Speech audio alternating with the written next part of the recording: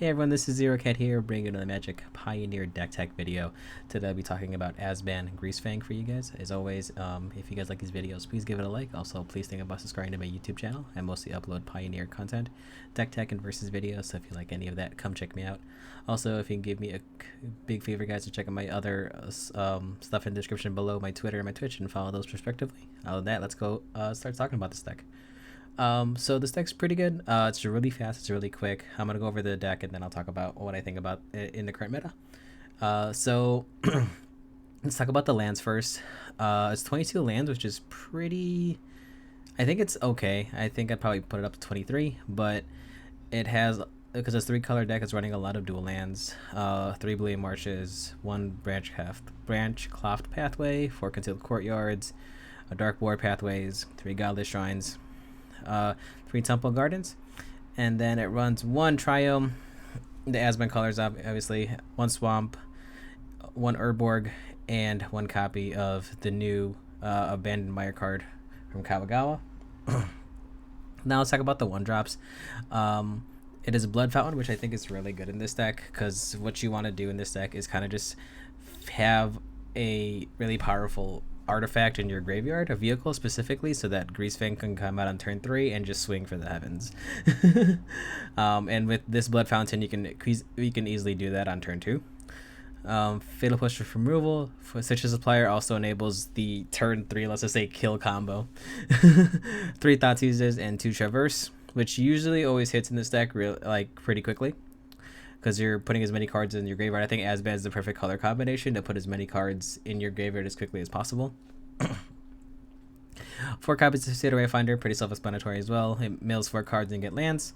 Can't Stay Away, which is really cool. I think it's an really interesting card, a 2 mana to get any creature with converted mana cost 3 or less from the graveyard. Also, it has flashback, which I think is really good too as well. The flashback is 5. It's a little pricey, but I think, you know, it does its job in terms of its position in here. 4 copies of Grizzly Salvage for milling. 1 copy of Skyclave Apparition, which is like pretty good. I think if I found the 1 copy of Skyclave Apparition, it'd be really useful in certain situations to get rid of something. It's usually be in my graveyard, and I'll be able to resurrect it and get rid of any kind of just annoying thing. And then of course, this is the main stake of the deck, the Greasefang card, which lets you get any vehicle from your graveyard to the battlefield, and almost everything in this deck you could crew, so that it can always attack. Also, please note that you probably should attack with it, because if you don't attack with it, there's a thing where it gains haste, but you do have to bounce that vehicle back to your hand. That's the one draw side, but I think it's okay. Also, if you're on playing Magic Online, make sure to have put a yield stop on your attack, or else it'll just skip the phase where you won't be able to crew right away. Because crewing vehicles, there's like a specific step on where you need to do it beforehand. So yeah. 2 copies of Esco's Chariot, which is self-explanatory. This card's amazing. It's really strong, so strong that it had to have a remake on Magic Arena. The 2 copies of Soren's Vengeance I found to be really decent. I think, just, how do I describe it? It's like half the time, if there's nothing in there, you're +1, and I think, or +2ing into 6. But the ability to almost resurrect anything from your graveyard is pretty strong. For -X, it's really good. Also, all your things get lifelink, so it wins, but just helps you in those aggro races. 1 copy of Tassiger, which I'm not gonna lie, I haven't played anytime during my playtest, just because it's the 1 copy. And then this is the real main combo with is the Partheon, which is usually when I attack with this thing on turn 3, it's kind of just like people usually just give up. I think in most of my videos, I just do the combo on turn 3, and they're just like, yep, all right, I've seen enough. All right, let's talk about the sideboard really quick, and then we can talk about the deck some more.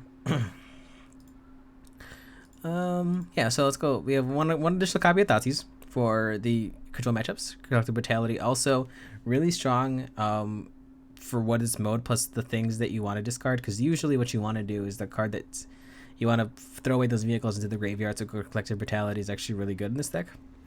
Legion's End for, removing those more aggro matchups. So Liliana's Last Hope, it does two things in terms of also, stopping aggressive decks or spirits even too.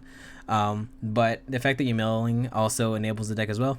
Tassin's Trophy for more just anything removal. Wither Bloom Command, I'm not really sure. I haven't really found a reason to sideboard this card in yet. But it feels like from just looking at it, it gains you life. It also has the fact that it gets -2, -1, so it's also pretty good, decent against aggro. It also mills, so there's a lot of things you kind of wanted to do. In Calling Ritual, I haven't played with this card yet, but this card's really strong because people are using it against me, and wow, is this card insanely strong. Like, I don't even know why they made this card. It's insane. And then 3 copies of Voice of Returns for control matchups. Alright, so I think this deck is really good. It's really fast. I think just so quick. If your opponent doesn't have that answer on turn 2 so that you can't get your engine online, it's so hard to come back from that, because either way you still get 2 4/4 angels with vigilance on turn 3. That's really hard to fight back from. Yeah, I think this deck is really, really strong. And that's all I could really say. In terms of what I could I did see a new addition to this deck. It is I don't remember the name of the deck of the creature. I think it's Crypt Breaker. I think it's that 1 black mana. It's 1 mana, 1 black mana. It's a zombie, and its ability is you pay 2 mana to discard a card from your hand, and I think you create a zombie. And also you would tap 3 zombies for you to draw a card. I've seen a lot of decks that play that now, and I think it works with this deck because half the time you kind of just want to find ways to discard your vehicles into your graveyard so that every turn you can actively continually trigger Greasefang. Other than that, I think this deck is really fun. In my mind, I think about how strong the deck is, and I was kind of just thinking, like, would this be powerful enough to think about getting banned? Not so much. I think there's still answers, but I'm not gonna lie, I think the power level of this card is really, really strong. So I think, I don't know, maybe down to, if the meta has changed drastically, just have 4 copies of Grafdigger's Cage in your sideboard at all times. Other than that, guys, this deck, like I said, this deck is definitely try it out. I would recommend it. I think it's good in FNM. It's all good in I think competitive play as well. So yeah. Anyway, guys, I hope you guys like these videos. I'll see you all next time. As always, guys, take care of yourself, love one another out there, and live free and game on. I'll see you all next time, guys. Bye for now.